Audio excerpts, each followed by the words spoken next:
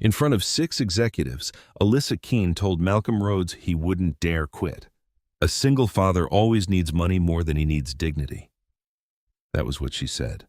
That was what she believed. Malcolm didn't argue. He walked back to his desk, opened a cardboard box, set his daughter's photo inside, and pulled his nameplate off the partition. Alyssa was still certain he would come to his senses. Men like Malcolm always did. Then her assistant appeared at the boardroom door and told her quietly and urgently that without Malcolm's signature, tomorrow's safety audit couldn't proceed. The billion-dollar contract would collapse before noon. Alyssa was across the floor in seconds, her hand closing around Malcolm's arm before she even realized she'd moved. He looked down at her hand, then back up at her. He kept packing. If you've ever been told that your responsibilities make you easier to control, this story is for you. Stay with us until the end. And if it speaks to you, go ahead and subscribe. There's more where this came from. Malcolm Rhodes had been awake since 4:30, and not because of the audit. He had known the audit was coming for 6 months. He had spent the last 3 weeks preparing every document, cross-referencing every inspection log, flagging every gap he hadn't been given the resources to close. He wasn't afraid of the audit. He was afraid of what the audit would find and of what it would prove he had been saying all along. He made coffee. He ironed his shirt. He stood in the narrow hallway outside Zara's room for a moment, listening to her breathe the way he still did, sometimes even though she was 10 and would have been mortified to know it. She found him in the kitchen before he left, still in her pajamas, the ones with the small yellow stars. Hair unbrushed, eyes half closed. She didn't say anything at first. She poured herself a glass of water and leaned against the counter, watching him button his jacket. "You coming home for dinner?" she asked. "Yes," he said. She nodded, then disappeared into her room and came back with a piece of paper folded in half. She held it out to him without ceremony, the way she handed him grocery lists or permission slips. He unfolded it. It was a drawing in blue marker, 2 figures in front of a tall building, one tall and one small. Underneath, in her careful, uneven handwriting, "Dad keeps everything standing." Malcolm looked at it for a long moment. Then he folded it and put it in the breast pocket of his jacket against his chest. "Go get ready for school," he said. She was already gone.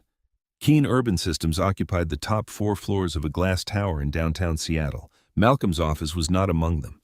His workspace sat on the 7th floor next to the mechanical room, close enough that he could hear the elevator cables hum when the building was quiet.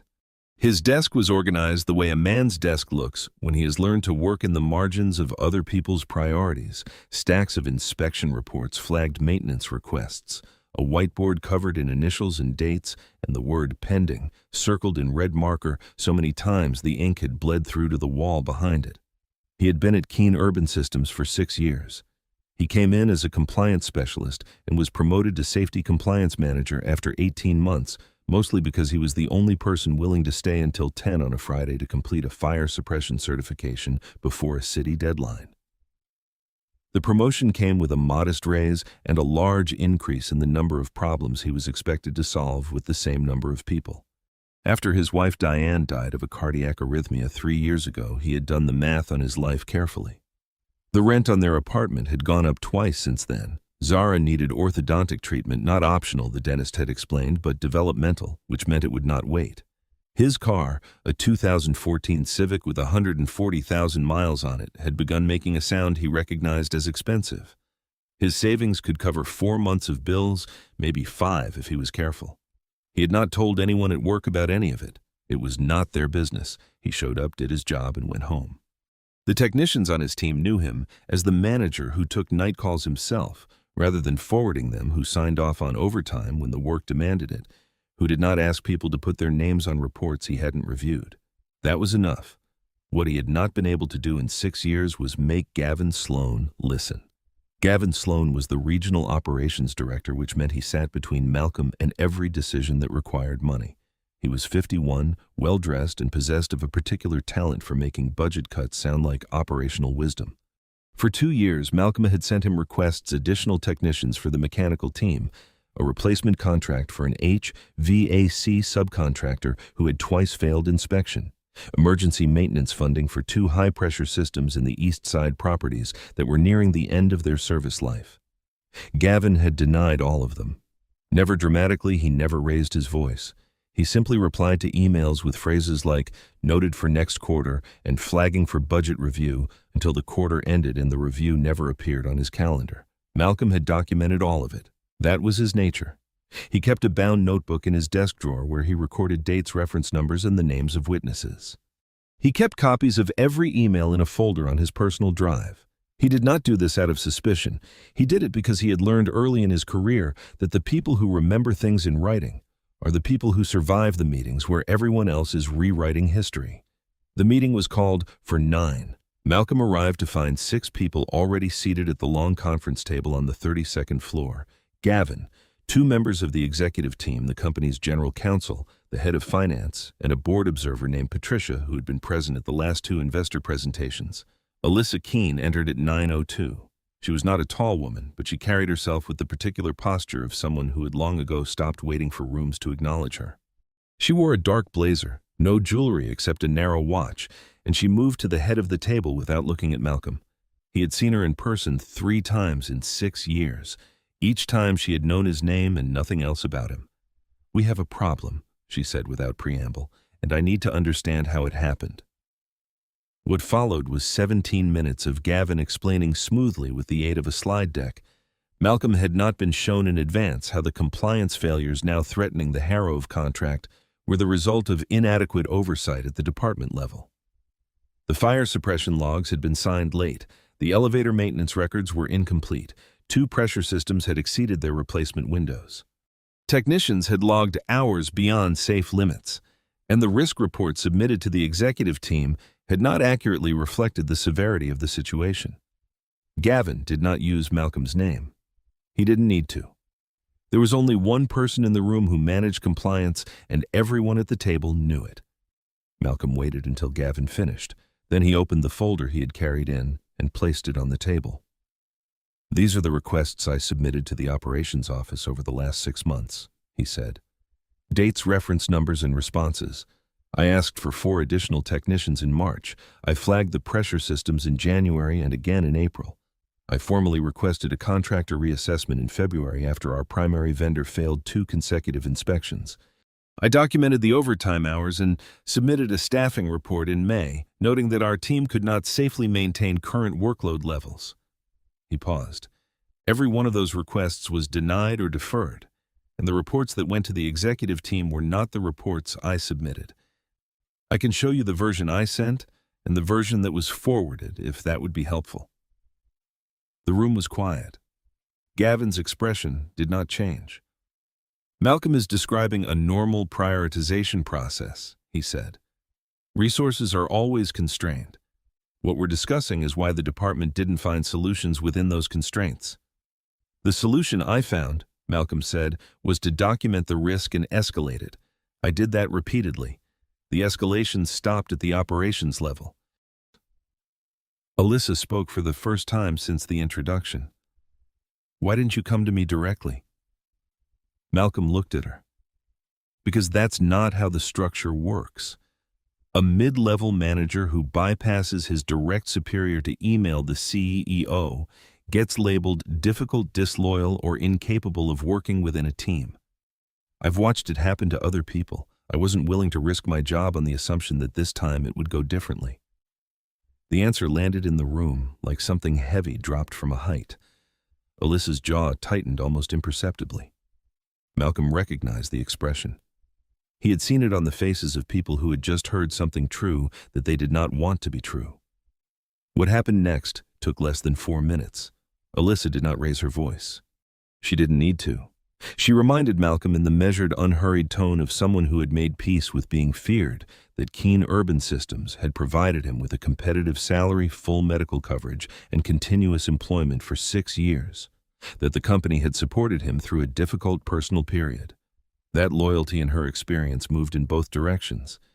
"If you believe this company is as broken as you're suggesting," she said, "then you're welcome to resign." Malcolm said nothing. Alyssa held his gaze. "But you won't, because you have a child to support, and you need this job more than this company needs you." The silence that followed was of a different quality than the one before. Malcolm felt it land not as an insult exactly, but as something more deliberate than an insult. She had not said something careless. She had made a calculation. She had looked at the facts of his life, the daughter, the bills, the absence of a safety net, and concluded they added up to leverage. He understood in that moment that she did not see his responsibilities as something worthy of respect. She saw them as a leash. He stood up. He thanked no one. He did not slam his chair or raise his voice. He picked up his folder, walked to the elevator, and wrote it down to the 7th floor. The notebook was still in his desk drawer. The folder of emails was still on his drive. The whiteboard still said, pending, in 12 places. He found an empty cardboard box in the supply closet and set it on his desk. He packed methodically the photo of Zara on her first day of school, the ceramic mug with "Best Dad" faded from too many cycles in the break room dishwasher, his personal toolkit, a small, potted succulent a technician had given him at Christmas, the bound notebook with every date and reference number recorded in his careful handwriting. Last, he reached into the breast pocket of his jacket and took out the folded drawing Zara had given him that morning. 2 figures in blue marker, "Dad keeps everything standing," and laid it on top of everything else in the box. Then he unpinned his nameplate from the partition, set it on the empty desk surface face up, and walked toward the elevator. Renee Porter saw the cardboard box before she saw Malcolm's face, and that was how she knew it was serious. She had worked with Malcolm for 4 years. She had watched him absorb budget cuts, mandatory overtime, a subcontractor dispute that went unresolved for 8 months, and the particular kind of institutional gaslighting that occurs when a company simultaneously overworks its people and blames them for being overworked. Through all of it, Malcolm had stayed. Not because he was passive. Anyone who had watched him defend a technician in front of Gavin Sloan knew he wasn't passive, but because he was methodical and believed in working inside structures until the structures gave him no other choice. The box on his desk meant the structure had run out of choices to give him. "Malcolm," she stopped in the doorway. "What happened up there?" He didn't look up from the desk. He was moving deliberately, no urgency, no performance. "She told me to resign," he said. "So I'm resigning." "She was trying to call your bluff." "I know." He lifted the mug, looked at it a moment, and placed it in the box. "It wasn't a bluff." Renee crossed the room and lowered her voice. "You have Zara. You don't have another job lined up. You don't have—" "I know what I don't have." He said it without sharpness. He opened the desk drawer and removed the bound notebook. "I've run the numbers. I know exactly how bad this gets if I walk out today." "Then why are you doing it?" Malcolm stopped.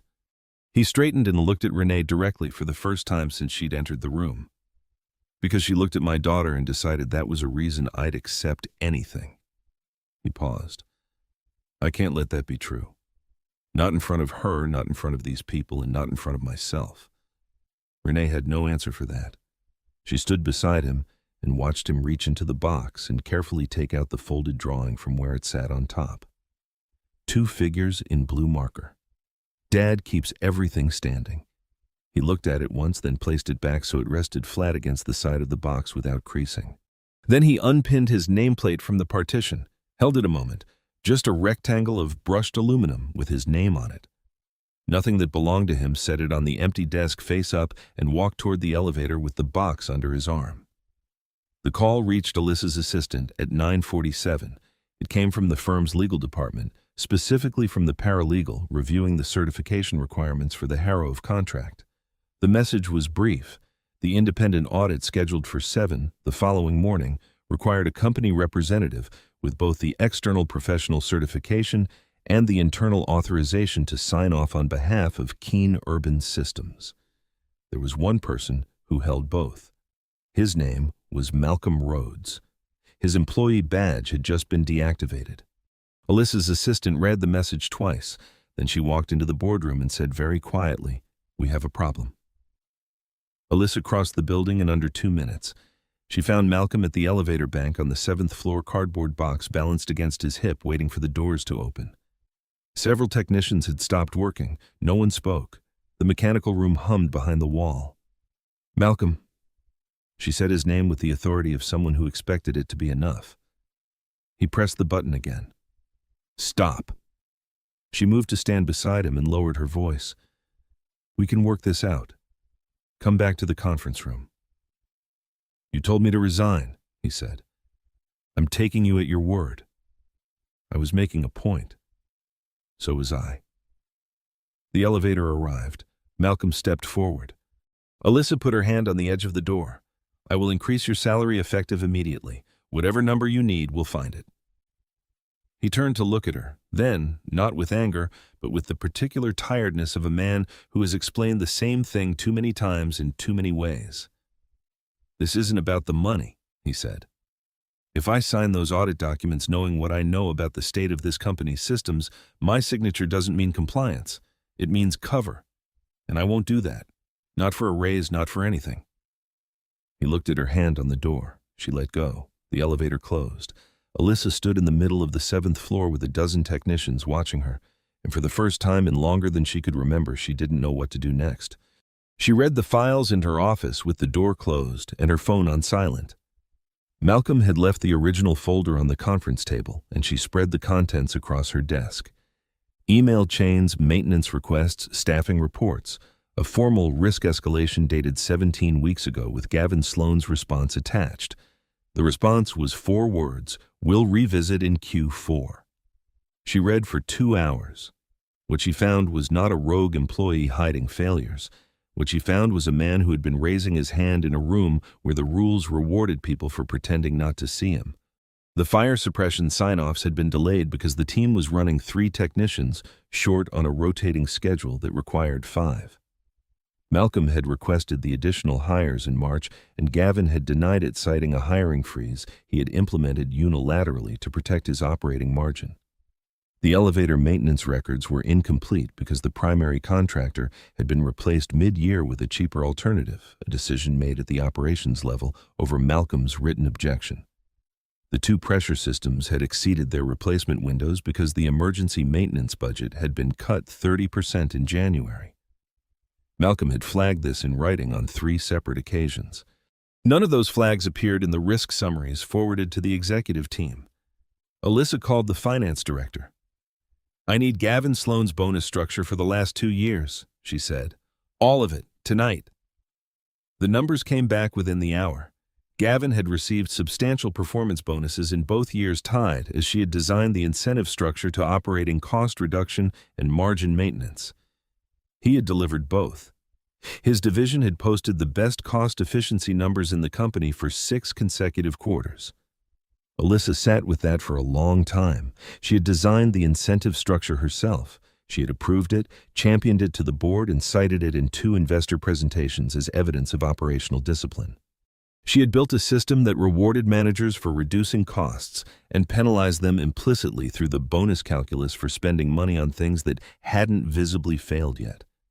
Gavin had not invented that logic. He had simply followed it further than she had imagined anyone would. She thought about Malcolm's answer in the conference room. "The solution I found was to document the risk and escalate it. I did that repeatedly.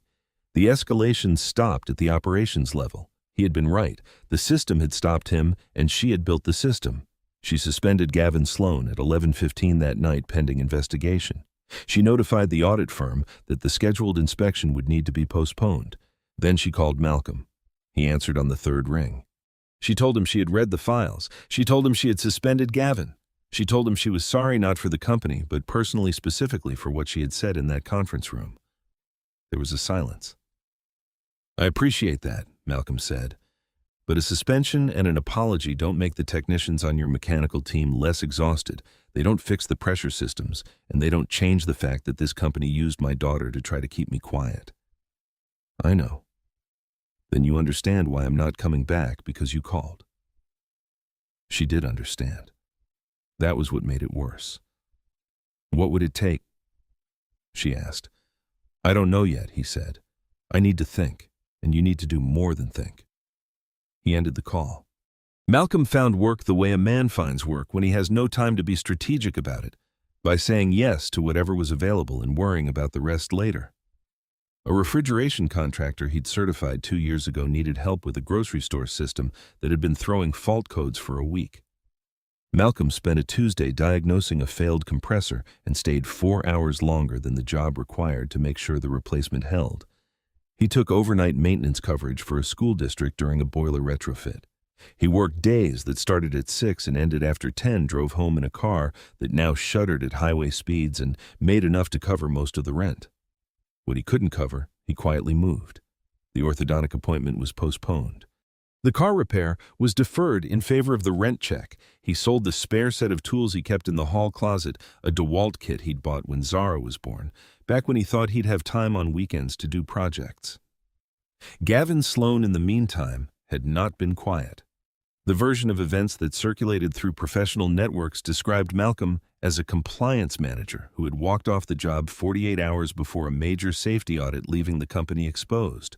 2 job applications went unanswered. A third resulted in a phone screen that ended when the interviewer said carefully that the company was looking for candidates with a demonstrated commitment to seeing projects through. Malcolm thanked him and hung up. Zara noticed on a Wednesday. She was 10, which meant she noticed most things and said fewer of them than people expected. She had observed over the past 3 weeks that her father no longer left the house in the clothes she associated with his work. He left instead in work pants and a fleece, and came home smelling like machinery and takeout coffee. He was tired in a different way than he used to be, not the tired of long hours, but the tired of uncertainty. She didn't ask directly. Instead, that Wednesday evening, while Malcolm was washing dishes with his back to the kitchen table, she placed a piece of paper beside his plate.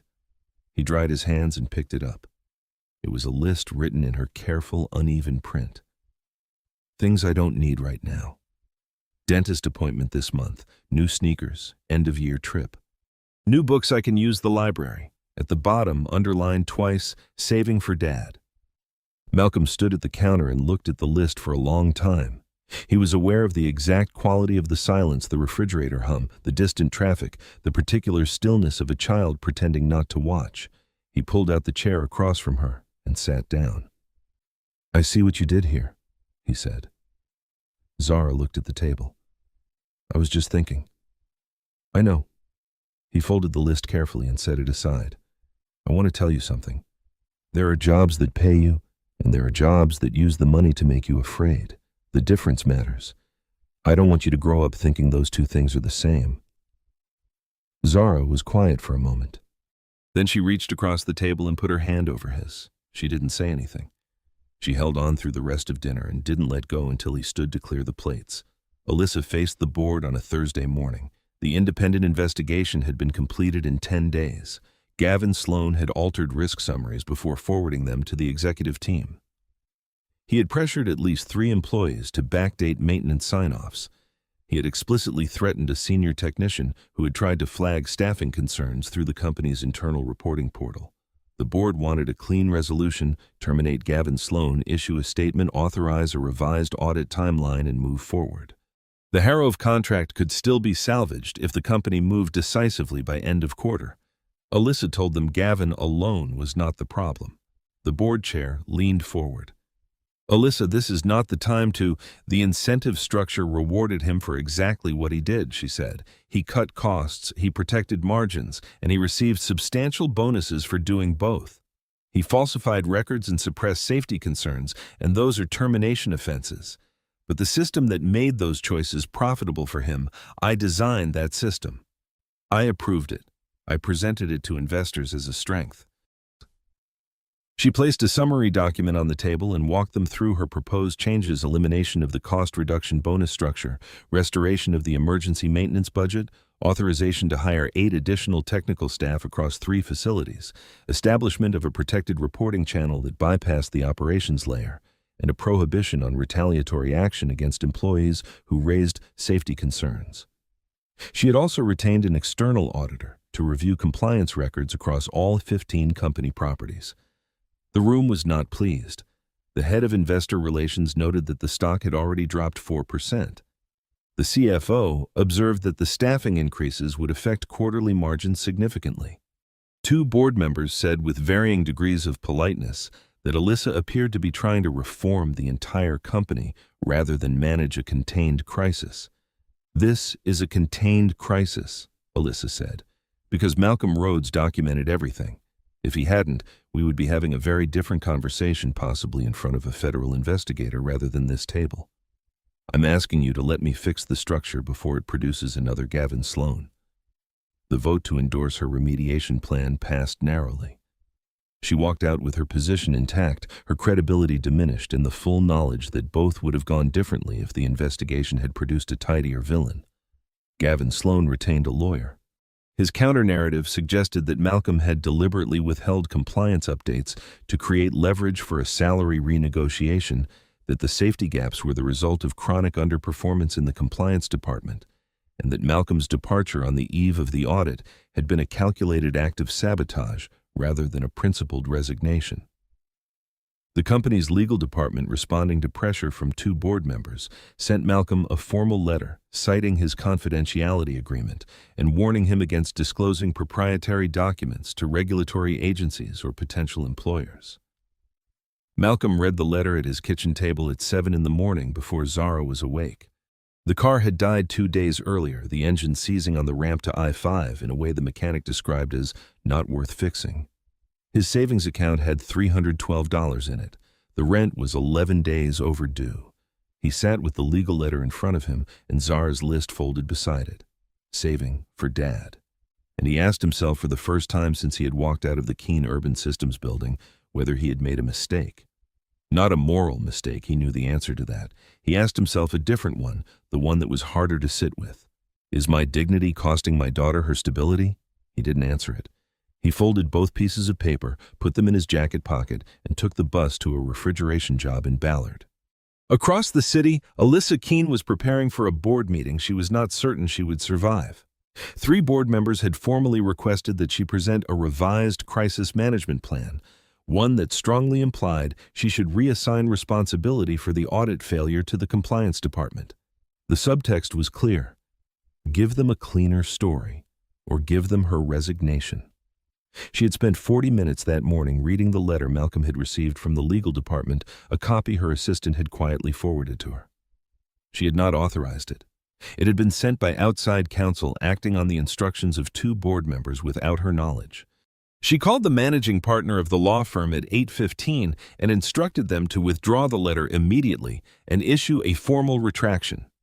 Then she wrote a 2-paragraph statement, factual and unambiguous, confirming that Malcolm Rhodes had accurately reported safety violations, had been improperly threatened by company legal counsel without CEO authorization, and bore no responsibility for the conditions that had led to the audit failure.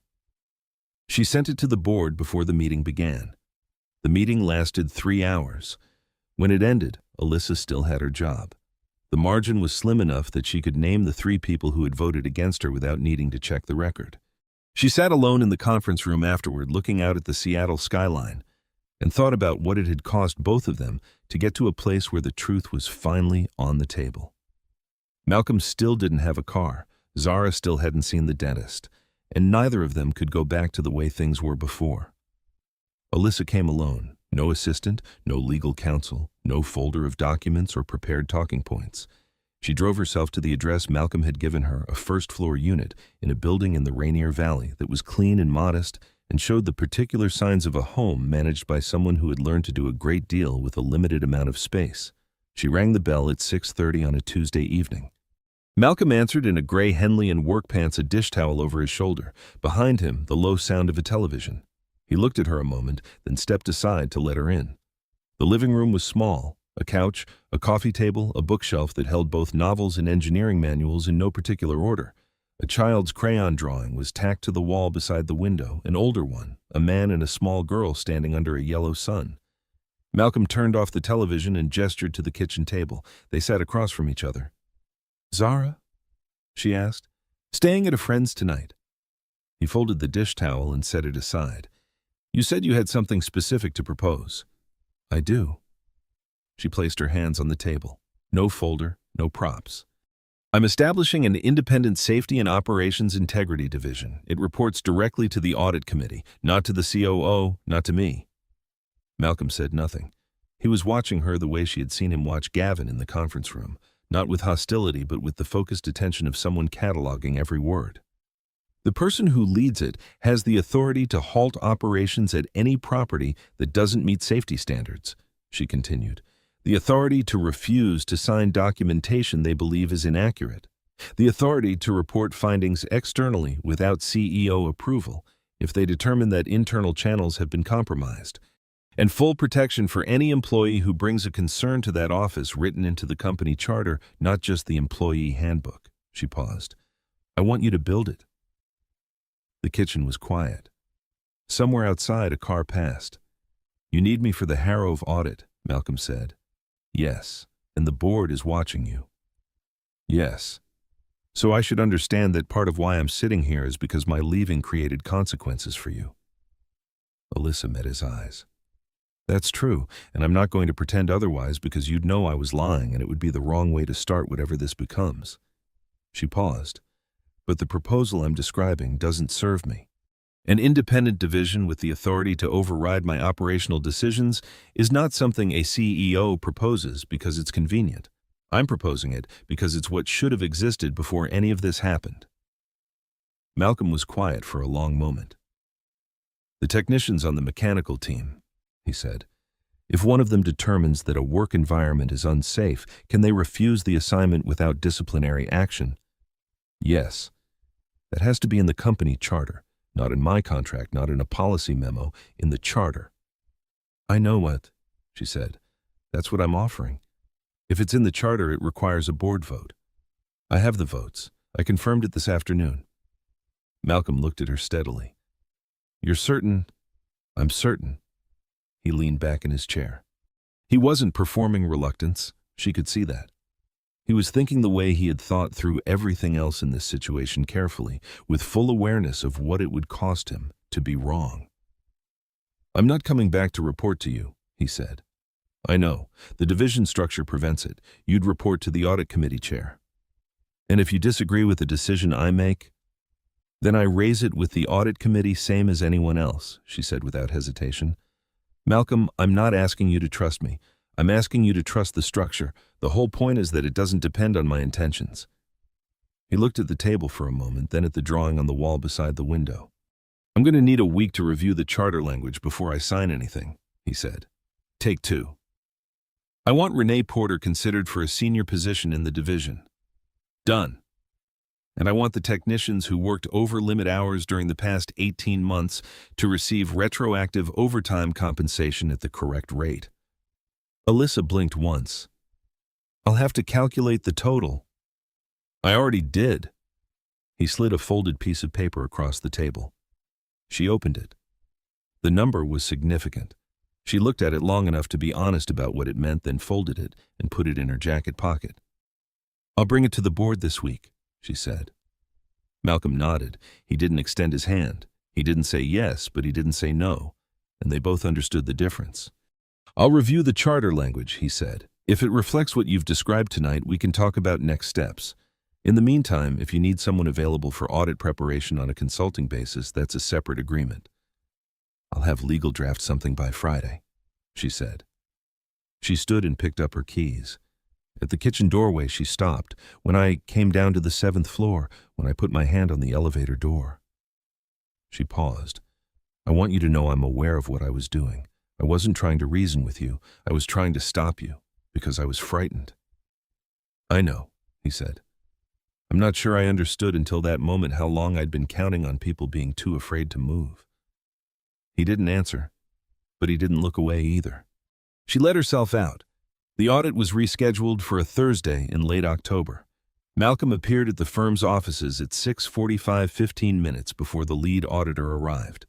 He was present as a subject matter witness and as the person most qualified to explain what the records showed. He did not sign a document stating the systems were compliant. He signed a document stating that he had reviewed the available records and would answer the auditor's questions completely and accurately, which he did. For 4 hours, he walked the lead auditor through what the records showed, the violations that had existed, the remediation work completed in the 8 weeks since his departure, the items that remained open, and the monitoring protocols the company had put in place. He was specific about what had been fixed and specific about what had not. The audit was not passed that day. The firm issued a conditional compliance finding, acknowledging the remediation work and the new oversight structure, but requiring 3 outstanding items to be resolved before full certification. The Harrow contract was formally delayed by 60 days. Gavin Sloan's employment was terminated the following week. The investigation referred its findings to the State Contractor Licensing Board and copied the city building department. 2 managers who had signed off on altered reports were placed on administrative leave pending review. Malcolm returned to Keene Urban Systems on a Monday morning in November. There was no ceremony. He parked the used Corolla he had bought with his first consulting paycheck 3 years old. 2 previous owners, no shutter on the highway, and took the elevator to the 7th floor.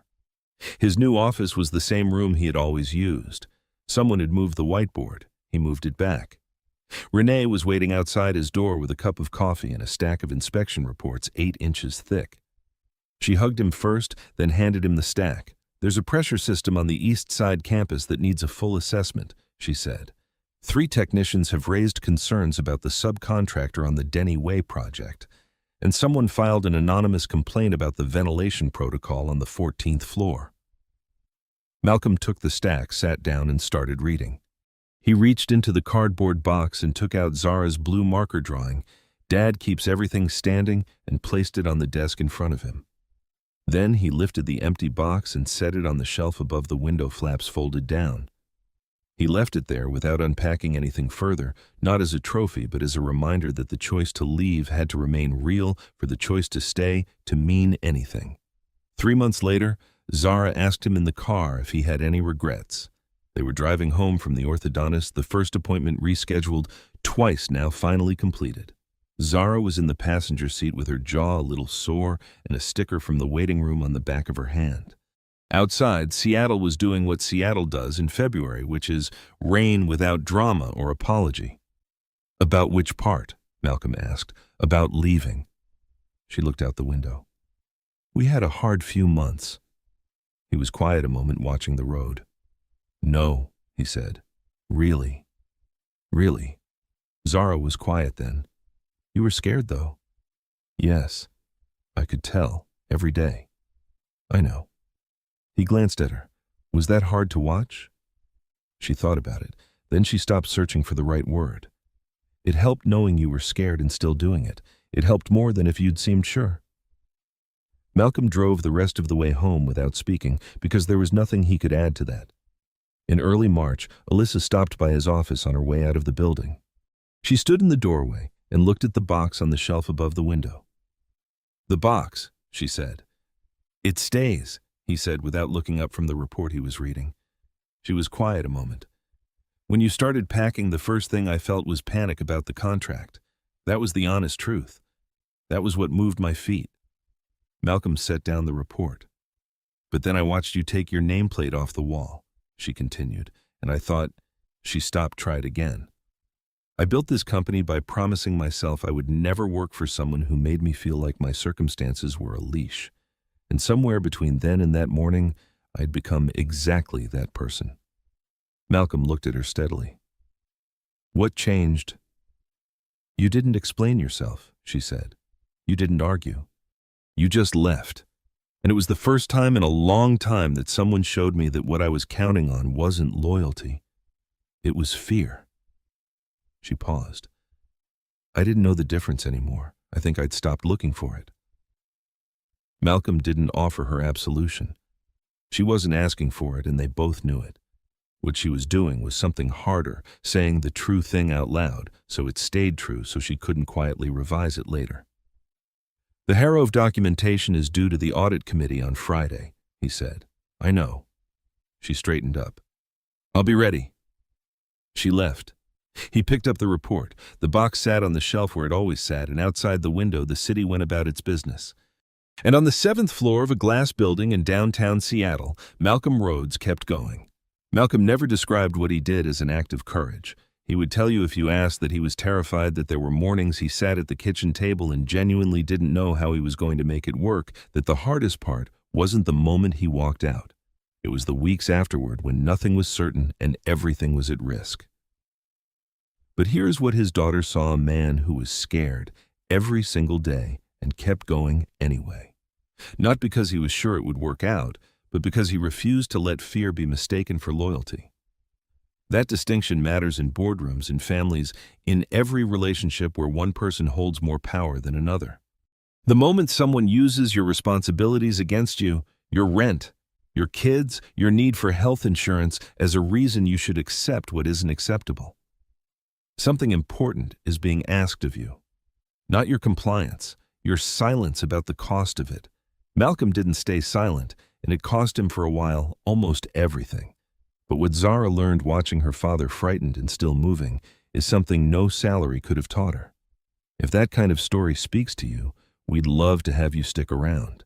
New stories go up every week about dignity, about doing the right thing when everything is on the line, and about what it really means to lead. Hit subscribe so you don't miss the next one. We'll see you there.